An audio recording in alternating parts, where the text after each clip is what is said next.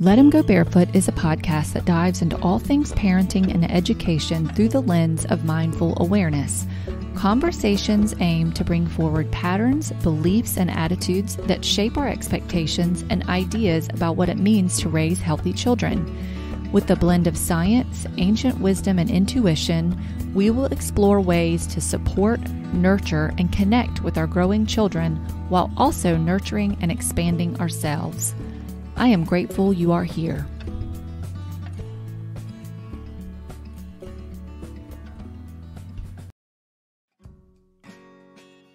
On this 14th episode, I talked to Karla Marie Williams. She is the author of several books on homeschooling, including Homeschool Gone Wild and Teens Unleashed, both of which I have read. But for this conversation, I wanted to focus on the ideas and insights she provides in Teens Unleashed. I wanted to focus on the teen years for two reasons. One, a consistent concern I hear about homeschooling is that it's okay when the kids are younger, but by the time the teen years roll around, kids need more structure and more schooling. And also, parents don't feel qualified. And then two, talking to people who have lived with teens and sharing how they have supported them on their journey to, quote, launch, to use Karla's word, is both empowering and inspiring.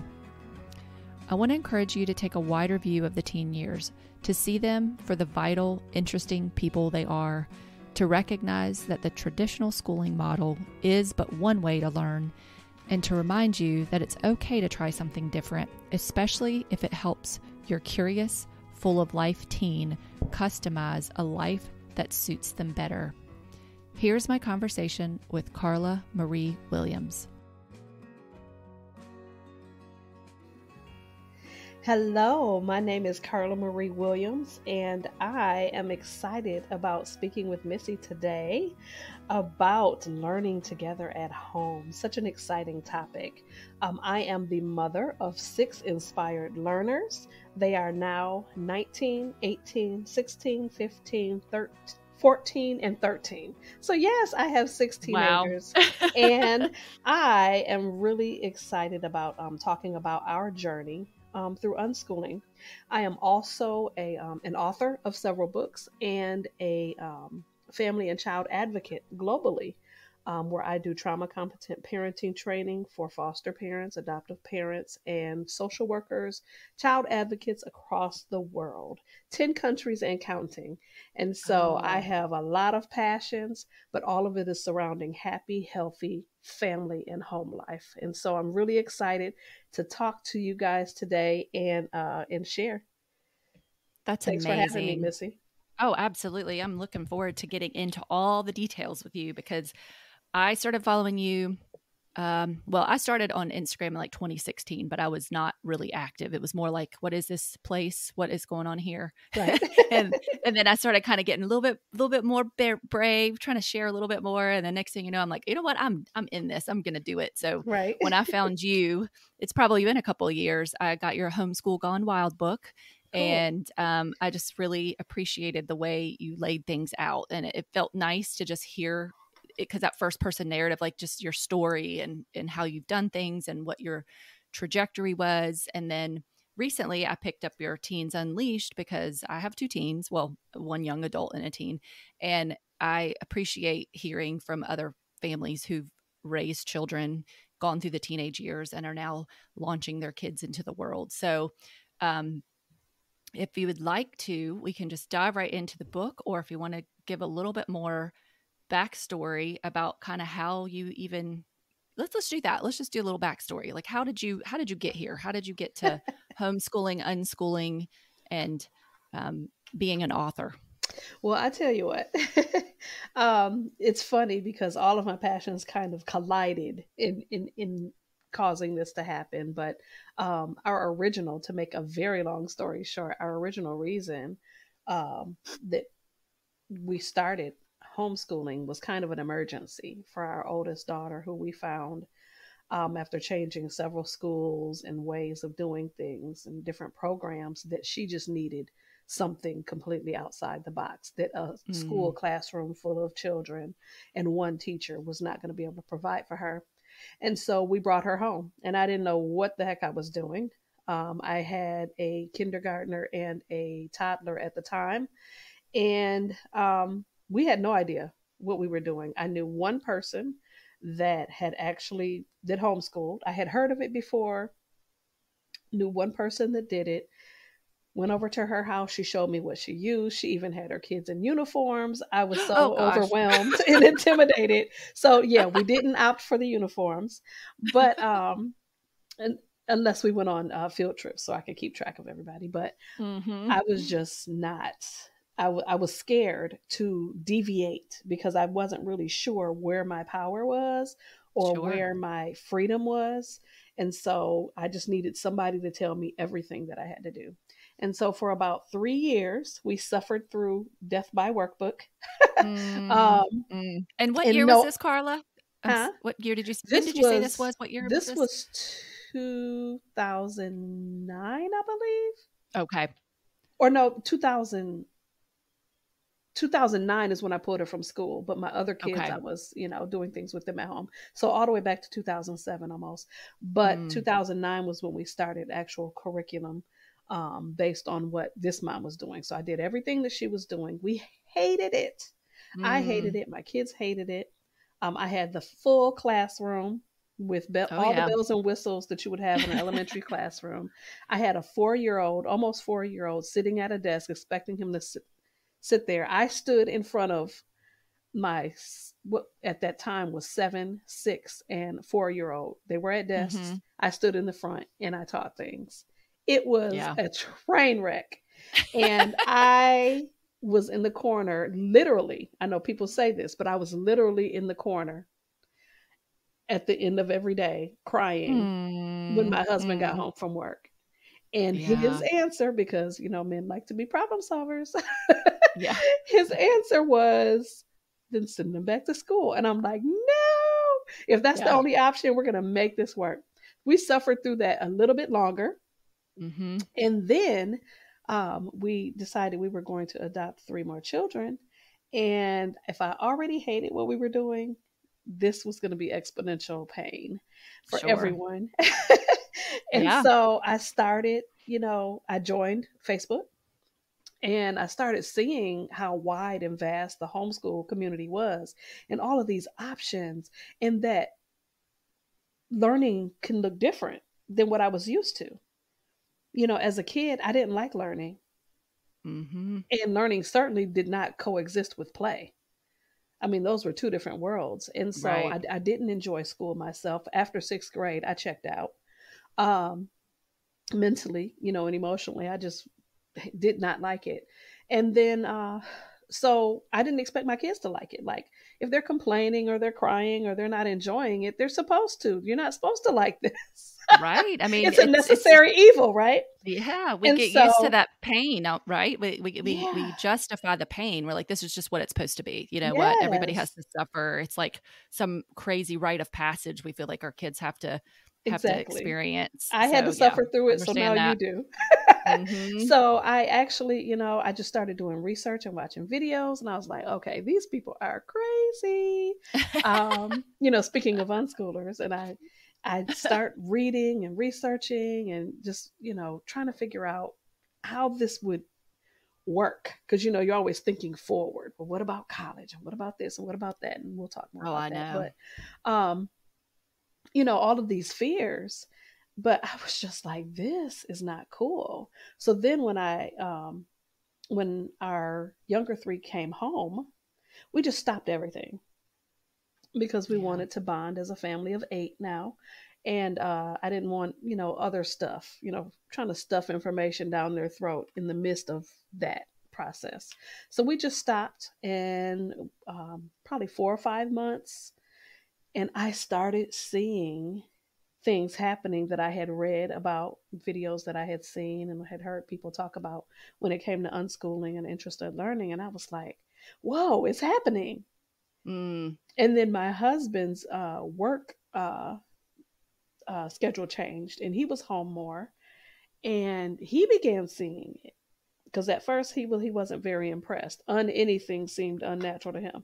right. So The word can be off-putting until people understand it. But It can, yeah. yeah, we began to see things more from we were like, okay, all right, we see how this works. They were teaching themselves things, they were teaching each other things that we would never think to initiate, and things that we thought we had to teach. You know, Mm-hmm. it Mm-hmm. was happening kind of organically and natural, and it was so beautiful and enjoyable for all of us. We were enjoying Oh, ourselves, and I was like, I don't want this to end.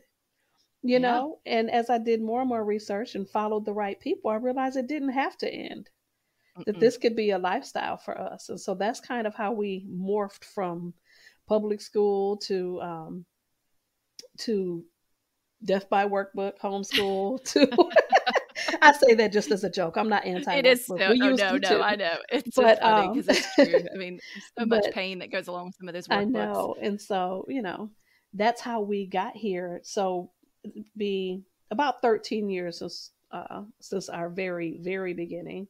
And then the last decade has been unschooling. Yeah. And Well, and I want to highlight another thing that you said in your book, PUP, periodic unschooler panic. I heard that somewhere Okay. early in my research about unschooling, and I cannot remember because I wish I could give the person credit that said it, but I never Hmm. forgot it. Yeah. It makes perfect sense because, right? I mean, like you said, once you have a framework in mind, once we've lived a certain way, once society has accepted things as being the right quote unquote way, Yes. then who are you to buck the system, right? Right. Like what are you thinking? Are Especially you an trying to untrained teacher. Oh, right. I mean, you don't have a certificate, you don't have a diploma. That's not your territory. Right. So it does require an ability to just put your head down and do it, and Hmm. and say, I know I don't have all the answers, and I might not even be sure which direction we're going, but I do know that my kids are happier now. I am Right. seeing stuff that's making more sense, Hmm. and it looks like we're trying to get our life back here. Right. And so it sounds to me like when you said you saw you all started relaxing more into it. I know that many families feel similarly to you and have that same experience where you try to do school at home and it's an impossible thing to take on. You're only one person. There's no way Right. you have like that team of teachers supporting each other. You don't have a teacher lounge. You can't just go get away for a few minutes, And so when we try to replicate a system in our own homes, it just tends to kind of flop. And I've met people who said they couldn't homeschool, and I asked why would that be the case, and if they told me that that's what they did, then I was like, well, I can see how that would happen. Right. Because when you make that rigid expectation, and then you become not only, well, you change your hat to the point where you're not mom supporting the development of my kids naturally. It's more like, now I have to be over you and overpower you versus empowering you. So as you've made that transition through the years, what inspired you to write about it? Okay. That's a really good question. And I'll tell you to start, I started on social media. I was a part of a few homeschool mom groups and got a lot out of it. But what I found myself doing was I was a major poster in one of these groups. I posted all the time, like everything my kids were doing. And I know that I got on people's nerves. So I said, okay, I let the lady know because I didn't want her to think I was just ghosting the group. I was a big part of the group. That because I felt like I was overwhelming the timeline, I needed to start my own page. And so I started a fan page, and really it was just to chronicle our journey. Mm, There was so many amazing things popping off every day. I had to chronicle it, right? And people just started following. okay. And it became to this point where I was answering all of these questions. So I started the YouTube channel because because I was answering the same questions over and over. I wanted to do a video for all the main questions people asked me, and I could direct them there instead of, Yeah, no, that makes sense. spending all my time answering the It same makes questions. sense. And so from there, my other work, which was my international work that I do in trauma training for parents, my husband and I have always funded that ourselves. Mm, And every country that we've been to, with the exception of a few gifts here and there, but with every country that we've been to and all the trainings we've done, we have funded that personally, from our family and through our own organization. And the interesting thing about it is that I was at a kind of at a standpoint. I was in Thailand one year, I think it was 2016. Um, and I was kind of discouraged because I felt like I couldn't keep doing this. I needed another answer. I wanted to continue doing the work, but I needed another answer to fund the work. Mm. And that's when I said, what do I know a lot about? What can I just really rock in a book? And I said, duh. Yeah. So that's where Homeschool Gone Wild was birthed. And I was able to take all of our journey and, the snippets from YouTube and all those kinds of things and build it out to really be able to help people who are interested in homeschooling or unschooling.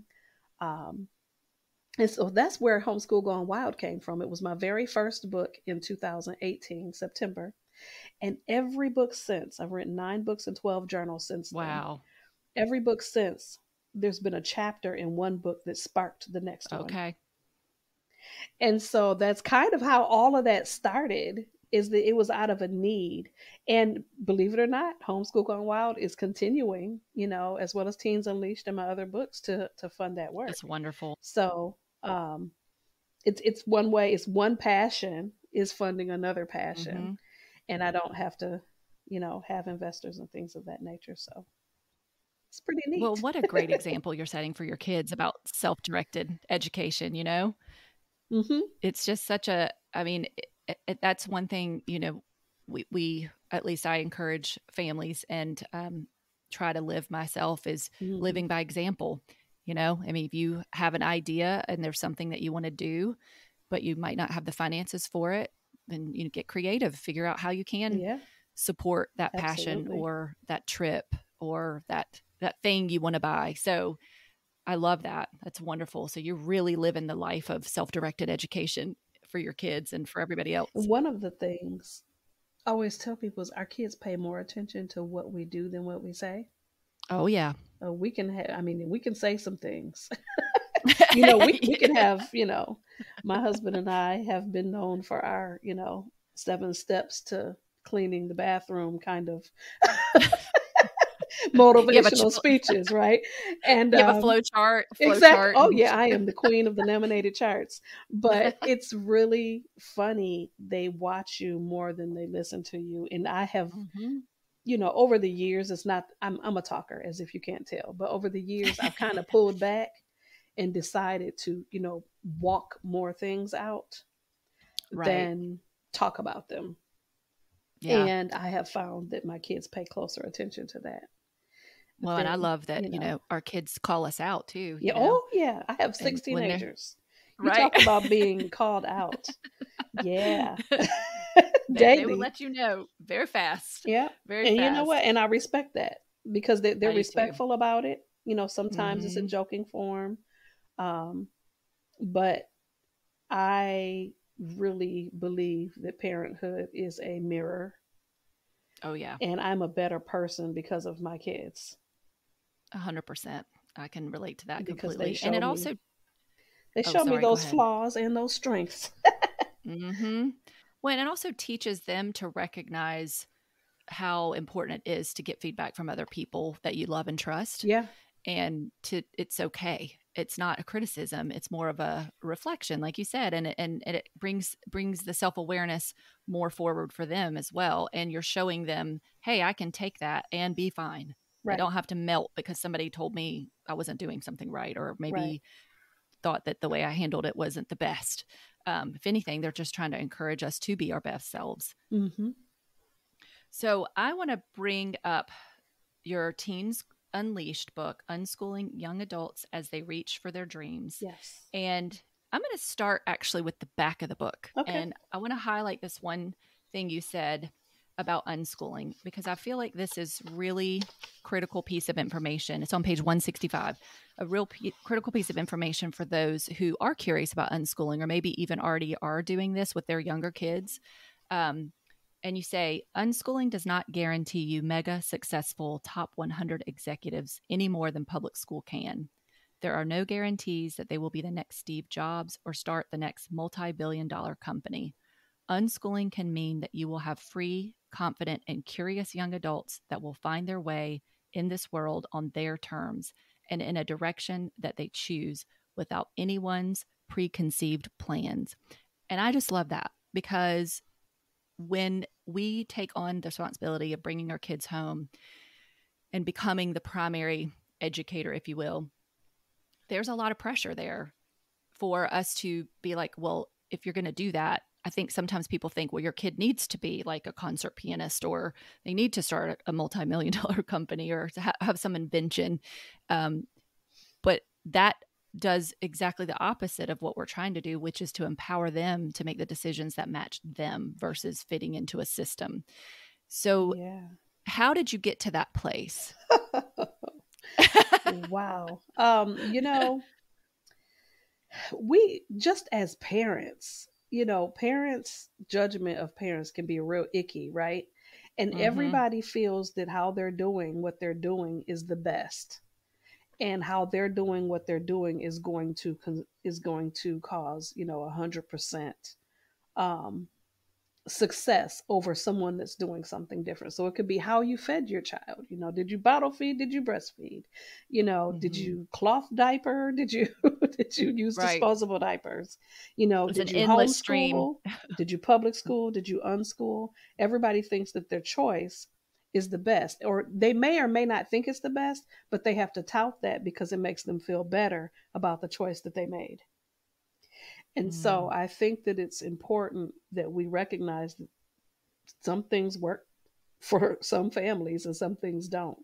But what's important is that everybody knows that there is no choice that's going to guarantee, there's no guarantee stamp that this is going to cause a kid that is unschooled to be more successful over a kid that's homeschooled or public school. So the point is that that's not the goal. Right. The goal isn't to make my kid better than your kid or for my kid to stand out more than your kid. The goal is to have free kids that are curious, that love to take in information and process and explore and research and perfect the skills that are natural and innate talents that they have. And that's where the beauty is. The beauty isn't in some external view of what success is. It's kind of helping the kids determine what success is for them and celebrating them through that process, giving them that freedom and providing them those resources. But, it's so funny because I love that you read that, because I have to remind myself of that. Because as an author, as a person that is, I don't know if I would call myself an influencer, but as a person that, has people following them and looking up to them and asking them questions, I have to be sure that I am not giving off those vibes, so to speak, that this is going to be the fail-proof way to having, successful kids. It's just not, it's not healthy to think that way, or to put that pressure on yourself or your children. There's freedom in that as well, I think, because it makes you take a deep breath and also just kind of relax your shoulders a little bit. And like, you don't have to do it this way to get some desired outcome that looks like what society thinks success is. Exactly. And it makes you recognize, well, I think it takes the focus off of that end goal and focuses you more on the immediate and the here and now and the day to day and the individual child. So instead of, like you said earlier, so we project so far into the future, the minute we bring them home, whether they're in kindergarten or fifth grade, it's like, what are they going to do for high school math? Right. what about their first job? Are they ever going to make friends? Are they, and we just go on and on and on, but it is fear. It's fear of the unknown. It's something that we're not familiar with, which is why I believe these conversations are so critical now, especially in allowing people to take a peek in to what does it look like in other people's lives? What could Mm-hmm. the potential framework look like? And if you are starting out or even at this for a few years and you still feel like you're a little unsure of yourself, establishing those whys and setting those foundational uh, sort of like a mission statement, even, like that foundational Mm-hmm. belief about what the point of this experience is for you, for your kids, and for your family. And then I think it makes it easier to build from there. Absolutely. I agree. Yeah. So with that foundation sort of set, there was, let me grab my little list here, because one thing that I appreciate a lot about anyone who's raised teens and are currently raising teens is understanding what their goals are as the parent and how that Mm-hmm. shifts and changes as the kids shift and change. And in your book, you wrote down things about parental roles and Yes. mapping out a path for children. And that, to me, even though, like you said, you're not saying this is a surefire way, but at least it gives people stepping stones, something that they can grab onto. Grasp. It feels concrete. It feels like, okay, I have something, and at least it gives me a little bit of a framework to work within, while still maintaining that you are working to help your children be empowered and to help them become the best versions of themselves. So on page 129 and 130, you have this section on parental roles, career counseling. So how would you feel about going through some of those, like just sort of explaining how you kind of came up with this and maybe how it looked in your family? You know, this is so interesting because when I just to backtrack of where the root of this chapter came Yeah. from. um, I was not when I graduated from high school, which I graduated from high school early because I did not like high school. Okay. I had enough credits, so I was like, I'm out of here. So, Yeah. so and I worked until I went to college, which was a whole nother thing. I thought that's what everybody did. I thought that was the expectation. And for my generation, it kind of was. If you didn't go, you were a loser. Mm, And so, I mean, I know that that's not true, but that was the circles that I was a part of, the school that I went to, the families that were connected to. That's what you yeah. did. That was There was no ifs, ands, or buts about mhm, it. that was the perception. And, hmm and so it wasn't until I had kids and I thought, there are a million different directions that can get a kid where they want to go. Yeah. And my husband, we're not anti-college by any means. He's in school right now with his getting his PhD. Okay. And I'm a college dropout. Yeah. So we're from one spectrum to the other. We're not anti-college. We think it's important for each of our kids to go the direction that works for them Hmm. and not feel the pressure to do what everyone else is doing because that's the status quo. Absolutely. But so that's kind of the basis of this chapter, is that there's so many different directions. And as a parent of a young adult, of a teenager, you have the ability to encourage your kids to look at their dreams from every single possible angle. And so I'll give you an example what we did with my oldest son, who is an avionics professional and a pilot.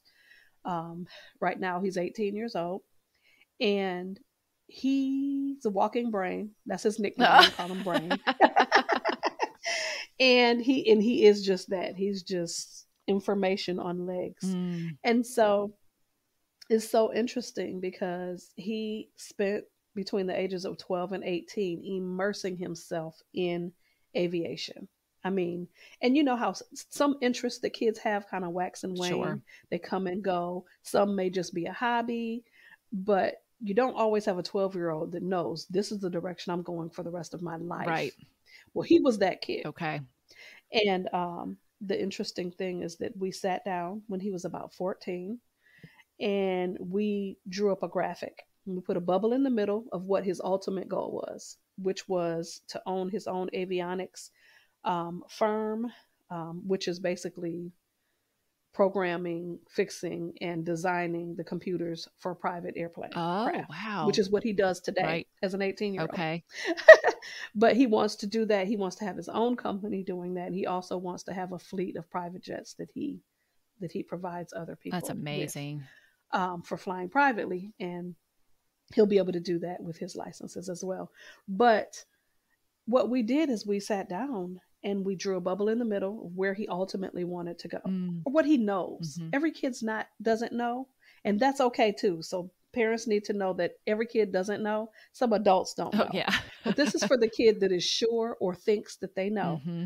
These are ways that you can, map this out for them, and or help them map it out for themselves. We drew bubbles, small bubbles surrounding that large bubble in every direction he could take. He could take the military, he could go to college, he could start a business right out of high school, he could work for a company and develop, his skills. He could, any number of things. And he chose to, get his avionics or go to tech school, which is what he did. He got his avionics license, he got his aviation maintenance license, and then he got, his pilot's license. So how And so Karla, how much time would that be? So is like when you say tech school, would that be like a 2-year program? yep, Okay. he started at 16, Okay. or he started at 15. All right. They generally don't let people in until they're 16, but they But he were was able impressed to. with him. He's So, the walking brain. yep, He can do it. he's the walking brain. So he started at 15 because he had already been flying planes for like 3 years. So they were like, okay, let the kid in. So, Hmm. so yeah, so that was a 2 year process. And the company that he works for now is a massive company known all over the world for what it does. And he basically programs, repairs, and upgrades the computers for private jets for some of the wealthiest people on the That's planet. amazing. That is amazing. Um, and yeah, and he's living on his own, taking care of himself, bought his own car. I mean, there's all these kinds of things. You can tell I'm proud of him, Of but course you are. I'm proud of him. there's all these things, and do you know, even with what he's done, people still ask him, well, what about Oh, college? wow. It's ingrained. It's deep. It's so deep. He's like, I've been in college since I was 12. Hmm. Yeah. I have all these licenses that make me money that, adults twice my age would love to have. And he's like, and people are still asking me about college. Yeah. And he said he may go later and he may not, Hmm. but he's not going to feel pressure to, because he's doing what he loves. Right. And so I said all that to say, to encourage parents that college is not the only choice. Mm-mm. And in this chapter, I talk about all the choices, and there's even choices outside of this. These are just mentioning a few. You may have kids that want to go directly into the workforce. I have a couple of those. You may have kids that want to go to college, and you can encourage that and help them along their way. You may have kids that are interested in a trade. They may want to travel. Hmm. I have another child that wants to be, my oldest daughter, has a culinary arts training. She's 19, and she wants to be a gastro tourist, travel around the world and experience and basically judge food. Oh my gosh, that's a dream job for me. Wow. I know. They may choose entrepreneurship. They may choose performing arts of some kind, music, dance, things of that nature. They may choose ministry. They may choose nonprofit work. There are so many directions, and this is in the military. Hmm. There's so many different directions our kids can Yep. go. We can't lock them into one direction. That's discouraging for them, and you don't want to make your kid feel like don't measure up because they're not doing Right. what the crowd is doing. Hmm. Well, and I think with all of us, we want to feel we're contributing. We want to do meaningful work that makes us want to get up every day. And if that means that we skip around and choose different things that match where we are in life, where we are developmentally, then so be it. Hmm. And I love the fact that there are options. And I wish, and I talk about this stuff because I want people to recognize that there is more than one way. And Right. some of the paths that people take right out of high school may lead back to college, like you said, and then some may not. And that's okay too. And it also, when we have our children involved in the process of determining their future, then we're allowing them to show us possibilities that we didn't even know existed. So how in the world would, if you tried to control your son's future, you would have to become an expert in aviation and Oh, yeah. piloting and all the things related to that. But because you trusted him and supported him, you could become his assistant essentially. And I'm sure Right. you probably took some initiative and reached out to various different people. So I wanted to talk about that a little bit too, as part of your role as a mom of teens, well, and children in general, but then Mhm. especially the teen years. How has your role shifted from the littles to the teenage years?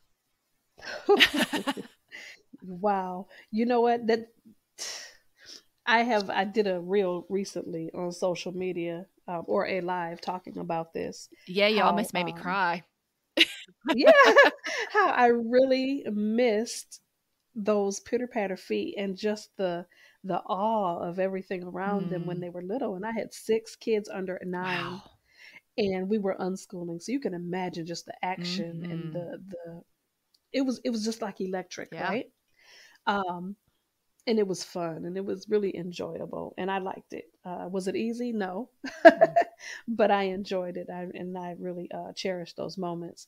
Now things are much different. My children are much more focused in their own directions, and so a lot of the exposure that I spent um, my time creating and curating, so to speak, for them was very random when they were younger. Because I was just trying to wet their whistle mhm. and see what lit fires among the crew. And um, but as they got older, they began to kind of branch off in their own directions. And so I find my role being a researcher. Yeah.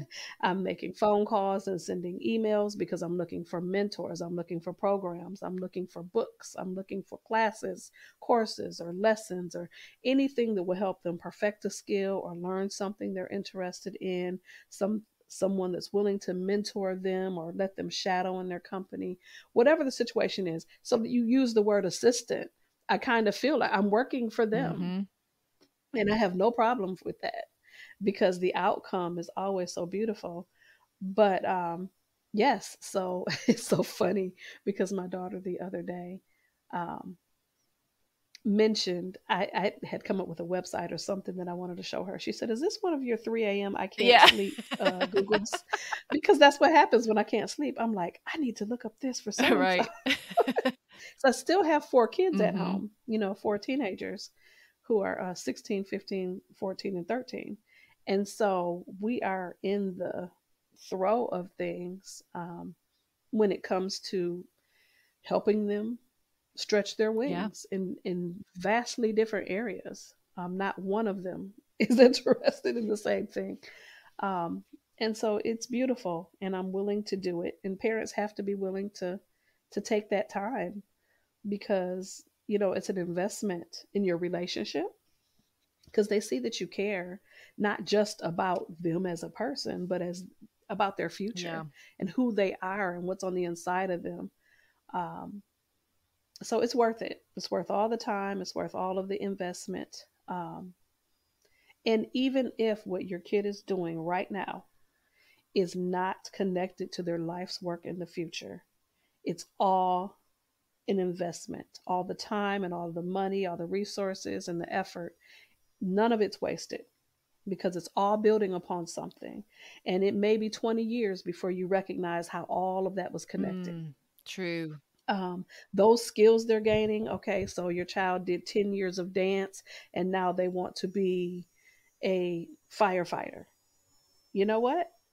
There are skills that he or she learned that is going to help them with their future career. You may not be able to connect those dots, but those dots are there. Mhm. And so don't belittle their interests, even if it's gaming. And I know I'm stepping on a lot of toes, but the gaming industry is one of the fastest growing industries on the planet right Yeah. now. And there are so It's such a vast industry. There's so many roles that our kids can step into as experts. So do not sleep on the gaming industry Yeah. and your kids' interests in gaming. Right. Well, and you said too, in your book that activity does not always equal productivity. And I think Yes. that that's a very important thing to keep in mind, because we are kind of trained to see the outcome and to see something quantifiable.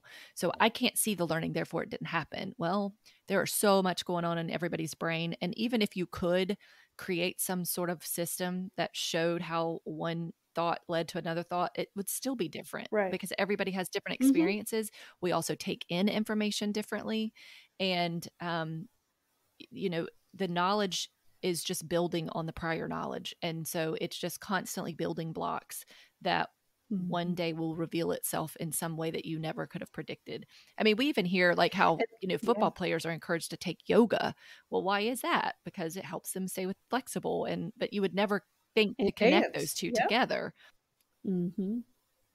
One of the mistakes that I made when we transitioned from traditional homeschooling to unschooling or interest led learning was that I mistook um, activity for productivity. Oh, okay.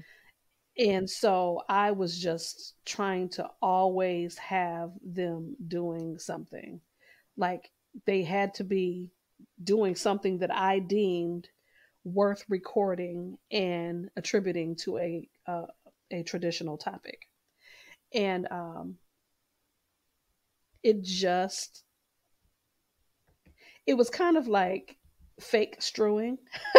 Yeah. You know how Right. strewing It is was, supposed to be without, without requirement or expectation. For me, it was kind of sneaky ways of getting them to learn what I wanted them to learn but outside of a textbook. So I had to be unschooling, right? yeah. Yeah. So it was kind of my control issues that I was dealing with. Um, and I had to recognize that being busy or signing them up for all the classes or all the activities didn't necessarily mean that they were learning or growing or enjoying themselves. We Hmm. were just busy. Yeah. Well, and We it's were like, all over the it's place. almost like when you don't talk to your kids about specific situations, or you impress upon them certain things, but you don't really give them an understanding of it, or you give them rules that are really inflexible. All they do is learn how Hmm. to work around it. And Right. so when it comes to the learning, that's the same thing. You're just giving them a list of things to do. They're just going to do it. Doesn't mean that they're actually learning anything. And I think I might have Hmm. told you I wrote something a while back, a list of, you might be ego schooling if, and the whole idea of ego schooling meaning that you're doing something just because it's for you and not for your kids, and Right. how we have to, Your comfort level. yes, exactly, and what we Hmm. know, that idea that you have to just be aware of what is it that you're actually going for. Is it to look like you, or for them to really be Right. them? Exactly. And it's so interesting because that goes back to the very first part of the book that you read about our expectation and why are we doing this? Mm-hmm. Are we doing it because we want a perfect outcome, or are we doing it because we want our kids to be who, you know, to become who they're designed to become instead of who we think they should be? As far as, they're going to be a doctor because, their father's a doctor, their grandfather's a doctor, or whatever the situation is, instead of them being who they were created to Yeah. be. We have this preconception of who they're supposed to be and what they're supposed to do and accomplish. And they have a whole nother agenda and thing that they're dreaming of. And they need to be able to be free to express that Yeah. without our control issues getting in the way. Mm-hmm. For sure. Well, and there's that saying, expectations are pre-planned resentments. Hmm. Yeah. So Yeah. you set these expectations, not to say that you don't have some sort of like moral guidance and guidelines, for living together with one another and having a relationship and setting boundaries and things like that. But when we Right. when we place expectations on another human being without really their input, then it's not quite the way you want things to shake Right. out. Um, Hmm. well, and yeah, I also like how you reframed reading, writing, and math from academics to life skills, because Yes. those are important things to know. We're They not are. saying as unschoolers you're not going to ever read, write, or do math. We're just looking at it from a totally different perspective. So how did that look in your home with your kids? I mean, you've got 6 Yeah, I kids. It's do. like you have a little small classroom. So um, so with reading, to be honest, that's something that I don't even is off my radar as far as making sure that they do because they're obsessive. And some more than others. mm-hmm. You know, my oldest daughter read Gone with the Wind in 3 days. She read Roots in I think Oh, two and a wow. half days. So she'll reread these books several Oh my times gosh. and not skip a page. You know, my youngest daughter loves books as well, but she's more into fantasy and science fiction. But she's always in a book. Um, and then my sons, they do a lot of reading. It's mostly, you know, just things that they're interested in, magazines and graphic novels and um, stuff like that. But they love to read as well. So it's just one of those. It's kind of like a what we do. You know, we go to the library. It's like going to the candy store. Mm-hmm. But that's our family. That's just who Yeah. we are. So that's not something that I've ever had to necessarily like encourage, even though we do encourage it, it's never been a fight for any of the 6. And that's just who they are. It's not that I did Mm. something that someone else isn't doing. But um, when it came to writing, I have a couple sons that have dysgraphia, one mild and one quite intense challenge with writing. And and so I had to be more intentional with helping them express their brilliance in other ways, and be more patient in helping them work out, you know, projects and activities that require that. Um, and then I have 4 other kids that just write constantly. They're always writing. And so one of the things that Mm-hmm. I have done every year since we started unschooling was give my kids a stack of notebooks with no requirements and no expectations, no rules, just empty notebooks and writing utensils and whatever you want to put in them. So those books have turned into published works. My oldest daughter published 4 books before she was 16. Oh, Um, wow. and they're books for, you know, historical fiction adventures for kids between 8 and 13. Um, and she still sells those today. And then we have my other daughter has written several books. She hasn't published any. She's not sure which one she wants to publish. She's kind of skittish about choosing, but she Mm-hmm. has written several fiction books with those notebooks. My oldest son did not enjoy writing. Writing was a challenge for him, mild dysgraphia. But what I found is that the way that he thinks, this is brain we're talking about, he Mm-hmm. loves scientific topics. And so I thought, I downloaded from Pinterest a list of scientific writing prompts, and he just went for it. And then as he got, Really? yeah, and then he was about maybe 13, 14 then. Then he kind of Mm-hmm. laid off and stopped. And further down the line, he started writing aviation and avionics manuals in Now, when you say notebooks, right, just yeah. how to do stuff Okay. that he's learning, you know, in his courses and in his training. And it wasn't part of homework or nothing that I said you had to do. It was just that's what he's how he started to express himself in the notebooks. Mm-hmm. And um, my 2 sons that have dyslexia, dysgraphia, um, they create a lot of comics. Okay. Another son is writing a motivational book of how he overcame shyness Oh. and how and he's in theater, so how he overcame it um, by becoming a theater actor, and he wants to be an actor Mm-hmm. and singer musician when he grows up. So he's writing a book about that, and so it's just It's real giving life. them the Mm-hmm. opportunity and providing them with resources and saying do what you want with it versus I want you to copy this line 18 times, or, read this book and tell me about it. I'll tell you this, newsflash parents, my kids love to read, but the minute I started requiring uh, book reports, Mm-hmm. the reading stopped. Yeah. Yeah. And when I lifted that that requirement long ago, they haven't stopped reading since, and probably never will. So it's important that you recognize, what inspires and motivates your kids, and try to give them as much freedom and as much room and, autonomy as you can, because that's going to allow them to stretch their wings in different ways. Mm-hmm. It's going to look different for every single Yeah. one, just like it does with mine. But that's okay. With you is that everybody's not mimicking the other. Absolutely. And that brings into that piece of the observation, right? Like we really do have Hmm. to be great observers, and that might even require us getting our own notebooks and writing things down, keeping track, and Right. also for planning for the future for each child. Did you have your own notebook for them, or did you just keep track of them on a computer? How did you ensure that you were kind of following along and maintaining sort of documentation if they did want to go to college?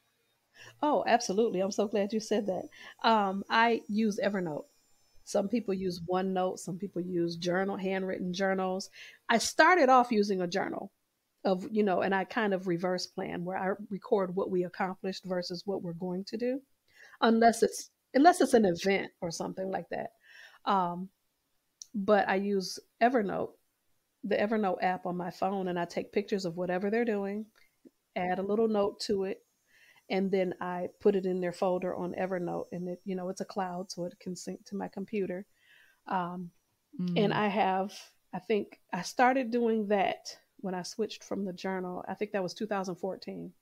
So I have all of those years of pictures and descriptions of everything that they've learned. So it made making transcripts for my older two seamless. I was able to do it like in 30 minutes. yeah, I believe it. And people wait sometimes, and then they like are scrambling when their kid turns 18 and suddenly says, I want to go to college, or I want to go to this tech school or program that requires a transcript. Mm-hmm. I created my transcripts as I went along. It was kind of creating itself. Yeah. Yeah. Evernote allows you to tag your posts so that you can put it under math, or you can put it under science, or whoever's name, whatever child it is. But I know that I hadn't talked about math Yeah. when it came to life skills. When they're really younger, you know, you are really learning math just by living, 100%. the younger 100%. kids. And so, I don't have a kid that learned fractions out of a workbook. We all learned it in the kitchen. Money was learned through games, or through actually giving them money to spend Mm-hmm. in the grocery store, at a restaurant. Um, there's like a list that my husband and I came up with very basic life skills. How to calculate a tip, how to calculate a sales price, um, budgeting, banking, interest, investments, just all of those kinds of things that relate to life and numbers. And we decided, okay, when we get the opportunities throughout living, these are the things that we want to make sure they know how to do when they leave our house. And none of it was in a chronological order, or, out of a workbook or anything like that. But we just use those opportunities. We're at a restaurant. Oh, this is a perfect opportunity to talk about tipping. Mm-hmm. What should we tip, and how do we figure out the percentage, and all of those kinds of things. When we're at the store, okay, how much money do I have? Do I have enough for the full price? No. Well, it's on sale. Do I have enough to purchase it when it's on sale? Let's see how much that is. Um, so just taking those opportunities, and we do that with all of our kids, collectively and individually, um, in the kitchen, at the store, at a restaurant, just in life. We do mock budgets. They saw their brother, he's 18, he's living on his own now. Their sister's living on her own. they saw them go through the process of doing practice budgets and figuring out how they were going to support themselves and what things they would need to have to pay for and all those kinds of things.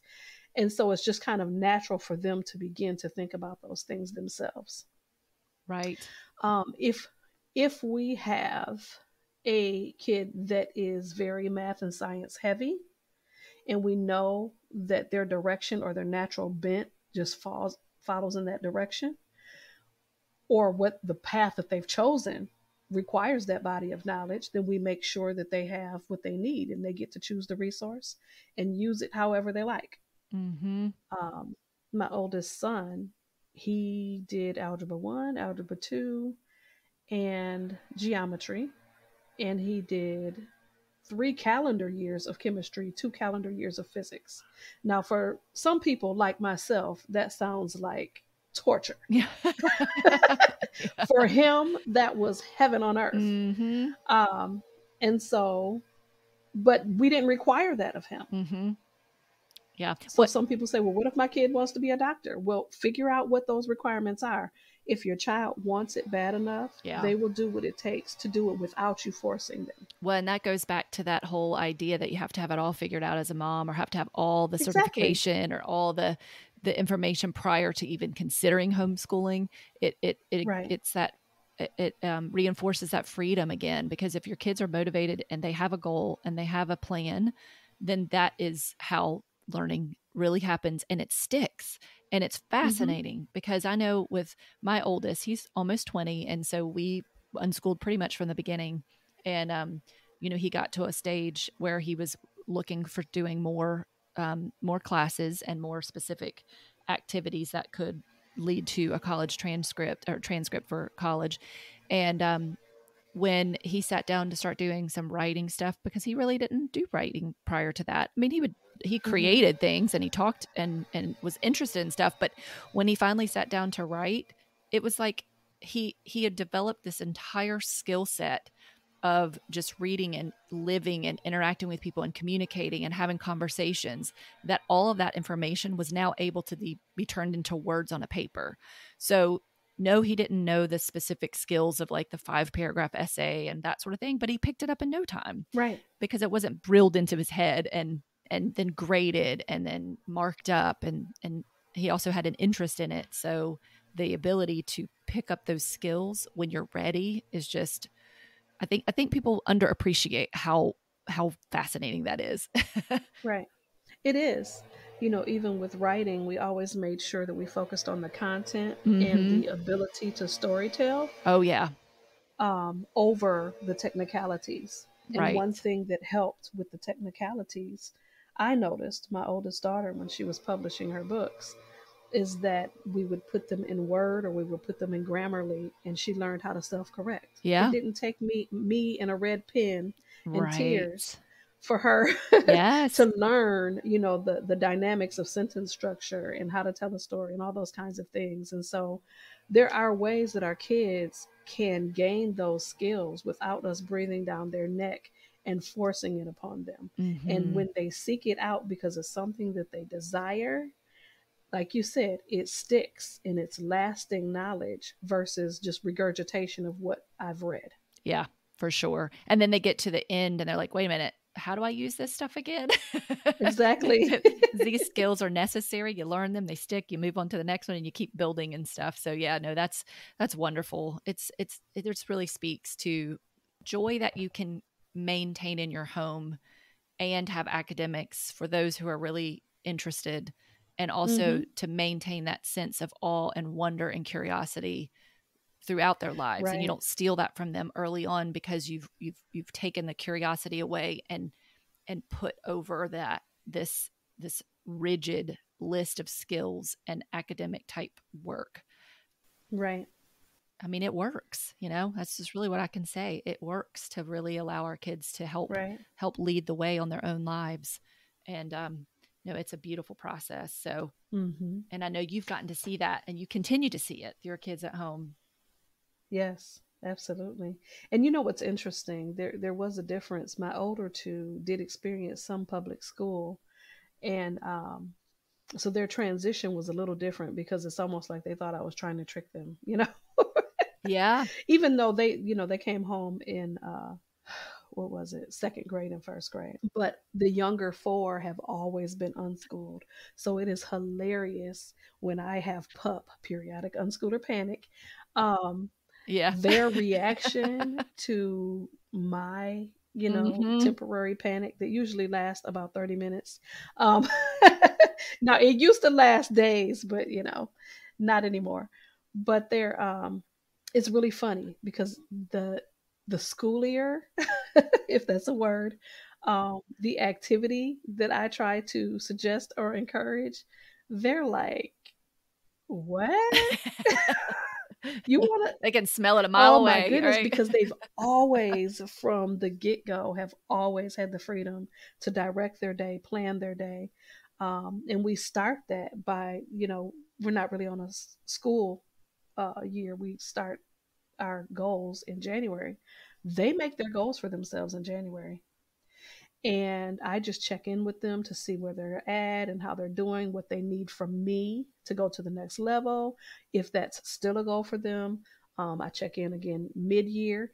Are these, if there are goals that you have not even started working toward, Hmm. is it a goal, or is it, do you want to take it off the list? Do you want to switch it? Are you completely on another page? Yeah. That's all up to them. But I just encourage them and make sure they have the resources that they need throughout the year, to be able to pursue the things that they want to do, whether that's a class or a website or, tools or whatever the situation is. And then those goals determine what they choose to do throughout their day. So they direct their year and they direct their day. And I'm kind of just there to help them do that. And it's really beautiful. And some days, they're just doing all kinds of stuff, and then other days are gaming days, and other days everybody wants to sleep. I mean, but it all evens out because I see what they're doing and I see what they're Hmm. accomplishing and I see the passion in their eyes for the directions that they're going at the moment. Yeah. It doesn't bother me that they spent, most of the day gaming. Now that used to scare me straight, but I've just learned now Hmm. that just like us as adults, we might start a project and then need to back away for a moment just to process and rethink and and come back with fresh eyes. Yeah. And I find that my kids do that too. So don't, as Right. parents, don't always feel like if your kid is doing nothing in quotation marks, um, that it is nothing. It's not. It's they're processing. Sometimes they just need a moment before they transition or shift to something else. Or maybe, just maybe, they need help. Maybe they don't have the resources that they need to do what it is that they want to do, and they need your input for that. So, Hmm. Well, and I'm glad you mentioned that because I do think that's a piece that some people misunderstand about self-directed education and unschooling, that the kids are just oh always motivated, no, always mm-mm. go-getters. And we recognize that as human beings, we're Right. interested people. Like we are curious by nature. We seek out things. If something intrigues us, we tend to go towards it. But when it comes to our children, developmentally, they change and shift Hmm. as they age, but also their personalities and temperaments are different. So whereas one child, if that's your first one especially, tends to be the temperament that's like, I got it, Right. I can do it, don't worry about it. And then your next one comes along and is a little bit more um like not really introverted, but more like slower to realize their Hmm. strengths, or maybe they take a little bit more time to set a goal, or even verbalize the goal. It's not that Right. they don't have it, it's just that they haven't really written it out yet. Then you can be the person that helps draw that out for them. And that's kind of the role of the parent, is to ensure that the communication stays going and that you're able to take on the particular responsibilities to connect them to the class or the person or Hmm. the event. And we don't just say, okay, 7-year-old, have at Right. it. And the same thing for 14-year-olds. You might have one that tends to just need a little bit more of that support, just another hand to hold, just to get them to that next step. Hmm. And that's not a bad thing. And we don't have to determine, again, it's that predetermining thing. We don't predetermine at a certain age this and this is going to happen. You let go of that and you look at the person. um, And I have found that to be I only have 2 kids, and I can see, the differences in them, their temperament, and how they sort of It's approach so life. true because when we first started, my oldest son, who's 18 now, he was the only one that hated unschooling. Can you Mm. believe it? He Mm-hmm. hated it. And it was because I didn't understand that he needed more direction from me because Right. everybody else was just like going for it.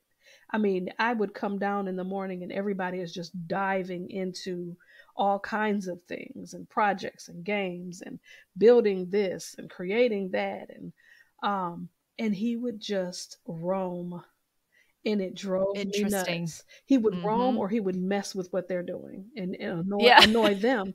And I'm thinking, why is this so hard? You're so smart. What is Mm-hmm. the problem? So the conclusion that I came to, and I was correct, was that he liked traditional resources with the freedom to use them when and how he liked. Yeah. And Yep. so, I got him on Khan Academy and he chose all these classes. I got him on CK12 chemistry and physics and he chose classes. And so he liked the structure of the classes, but he wanted to do them on the day he wanted, as frequent as he wanted to or not, and use them how he wanted to. But he needed the resources, and some of the resources I had at home, I had a lot of hands on stuff, and he really Mm-hmm. wasn't into that. He liked, Okay.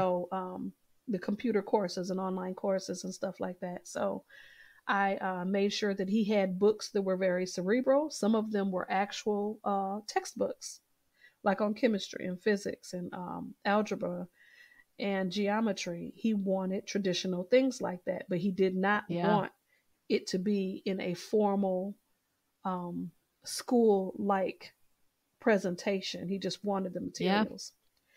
That's so And important to notice. yeah, Yeah. and I have another son who is similar to that. Everybody will be, doing their thing. He's my artsy kid, but he also loves science, which is really interesting combination. But I asked him, I said, we have a stack, like at least 20 male science chemistry kits and probably about the same amount of physics kits in our homeschool closet. And I said, you love science, you thought about doing any projects? And it's like he out of sight, out of mind. And so I said, is that Uh-huh. something you would want me to initiate? And he said, yes. Yeah. So he wants to do them, and he only wants to do them when he wants to do them, but he wants me to initiate them. But if had I not asked those questions, I would have been frustrated. He would have been frustrated and roaming. And so every kid is going to need something different. We can't do this one size fits all. This is how we do it. You either fit into this box or you don't. Um, Mm-hmm. Whereas my Yeah. other kids, they're like, leave me alone. I got this. Yeah. They're like, I know exactly what I'm doing today. I got a plan. And, unless we have a field trip or something like that, I always tell them those things in advance. Then they want to be left Mm-hmm. alone to do their thing. And usually what they do, the projects that they, uh, do and the things that they create are much more amazing than anything I could have Yeah. initiated. Yeah. I know. And I've So said that before. I was like, if it was up to me to help my children develop who they are, then they would have never become super techie and build their own computers. They would have never been the artists that they are, because how am right. I supposed to give them skills that I don't even have, or walk them through how to do stuff? Exactly. And that speaks to the need to communicate, which honestly segues so beautifully into this last piece I want to cover that you wrote. It was about the 5 pillars of maintaining positive relationships with our kids. And it's the communication, exposure, reading, hands-on mentorship. So how did you get to that point? It wasn't something, it was kind of backwards. Meaning I recognized what was the most valuable things that have gotten us where we are today, as of writing this book.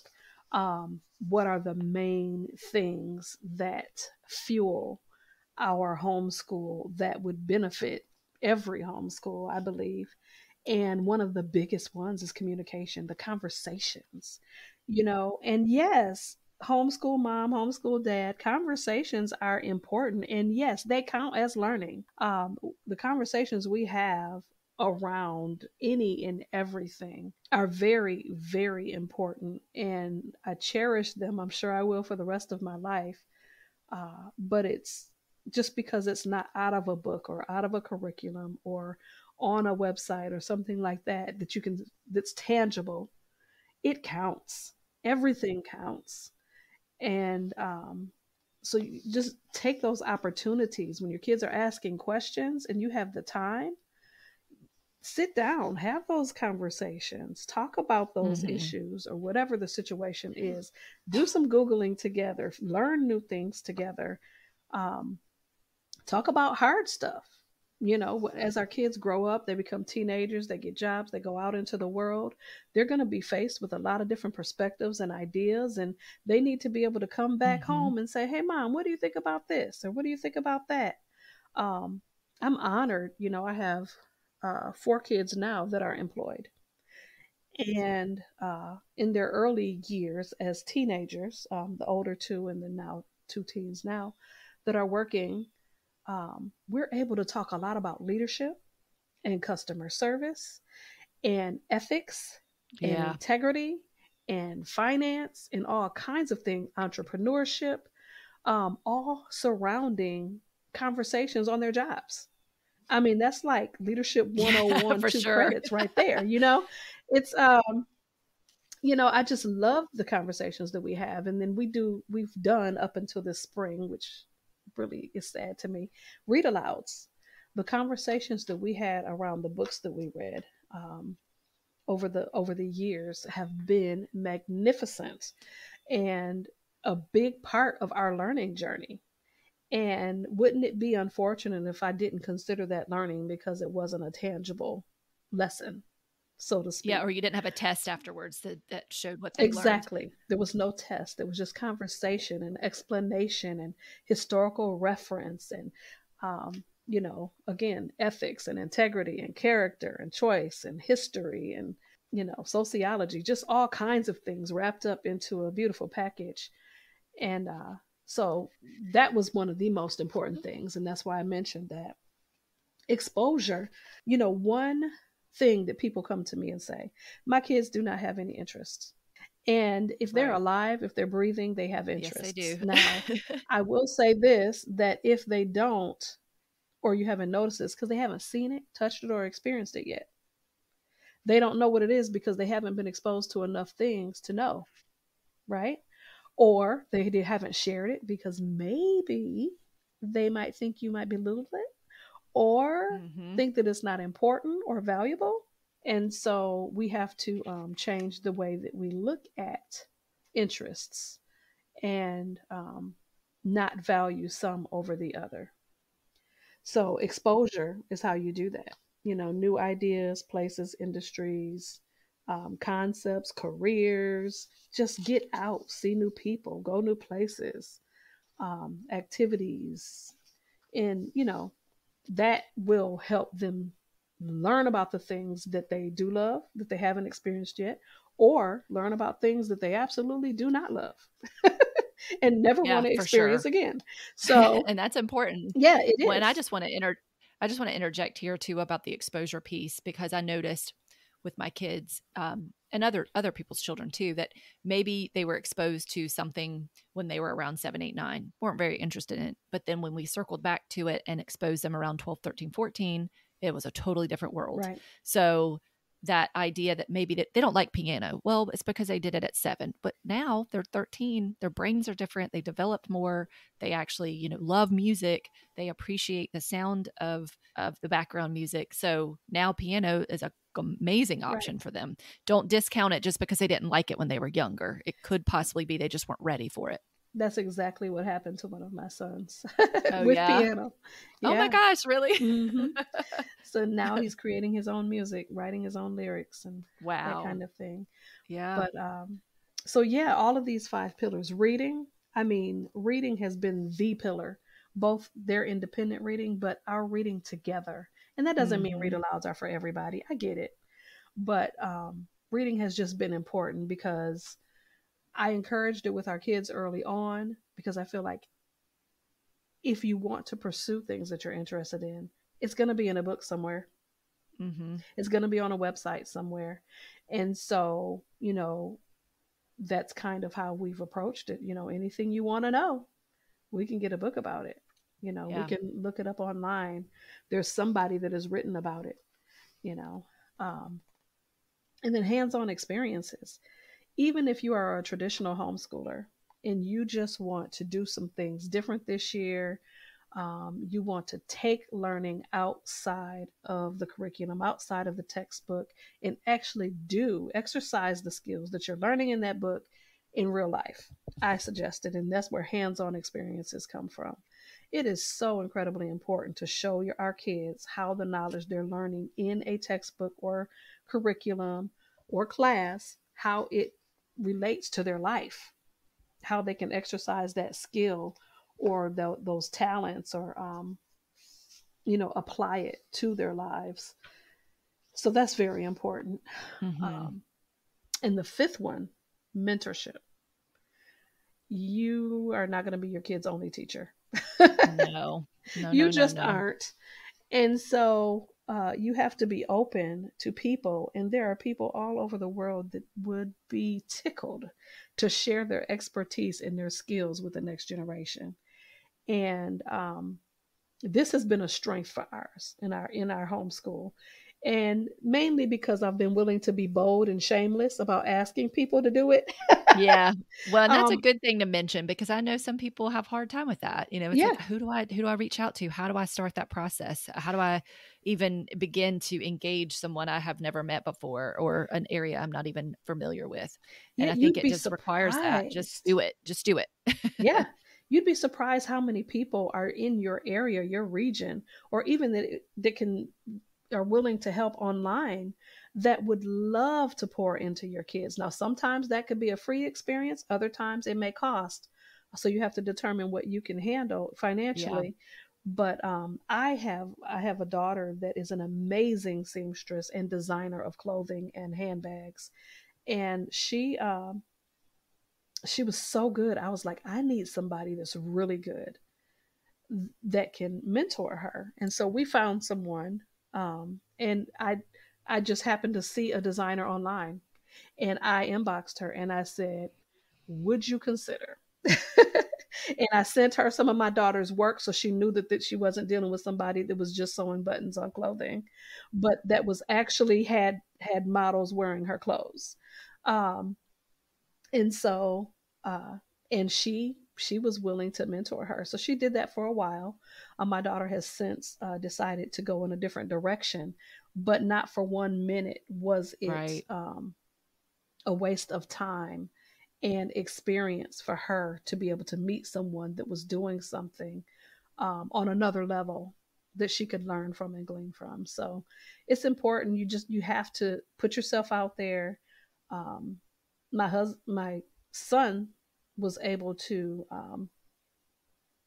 we were able to find out about the program that will allow a 12-year-old to fly a plane just by talking about it at Oh, church. yeah. My Hmm. husband mentioned it to a guy at church, and he was like, "You need to talk to my wife because my son used to be in a program." And lo and behold, a month later, my son's starting a program at 12. Mm, So there's people all around you. You don't know the experiences and the wealth of information and expertise that people yeah. have in your family, in your neighborhood, at your church, in your community, even in your region, that are willing to help your kid get where they want to Hmm. go. Hmm. And I do think it does just require you taking that initiative and saying what you said, like, would you be willing? Would you consider? You know, Yes, give them an absolutely. out. They have an option to say no. But if the kids are serious about it, I agree. I think people love being able to pass on their passions to the younger generation, um, in some Yeah. capacity or other. So, well, that's just wonderful. It's so nice to hear your experiences and where your kids are and what they're doing. And of course, people can follow along on Instagram, and you have a Facebook page, and you also have a YouTube channel. Is that correct? Hmm. And they're all under Karla the Unschooling Mama, so it's the same name on all three platforms. Okay, perfect. And my website is www.karlamarieWilliams.com. There you can see all of my books as well as the courses that I offer and other things that I do. Um, One thing that I wanted to talk about Teens Unleashed in particular is that it is I guess you can say the next book after Homeschool Gone Wild. After I wrote Homeschool Gone Wild, I actually promised that I would come back when I had graduated or launched my first two children, Mm-hmm. to talk more about the teen years. I didn't have teens at that time, and I'm only willing to talk about what I know for sure and what I've experienced. 100%. Yep. So I agree. when I accomplished that, I wrote Teens Unleashed, and it's kind of like the continuation of Homeschool Gone Wild, where I show you exactly how we handle the teen years, or what other people would consider high school, how we create transcripts, how my kids formulate their goals, how they plan their days, and just very basic nuggets to help you see how this can work for your family. Doesn't mean it's going to be exactly like ours. Your children are different, you're different. But I hope that both books, Homeschool Gone Wild and Teens Unleashed, are a blessing to families that really want to do something different. And it doesn't mean that you're going to like full on unschool. Mm-hmm. But if you want something different and you want to begin to, give your kids more autonomy in their learning and see, different outcomes than what you're seeing, then I suggest, both of these books for your audience. Yeah. 100%. I agree. And I also will just add to, in the teens book, how you had examples of, your children, what they were doing, what they were working Mm-hmm. on.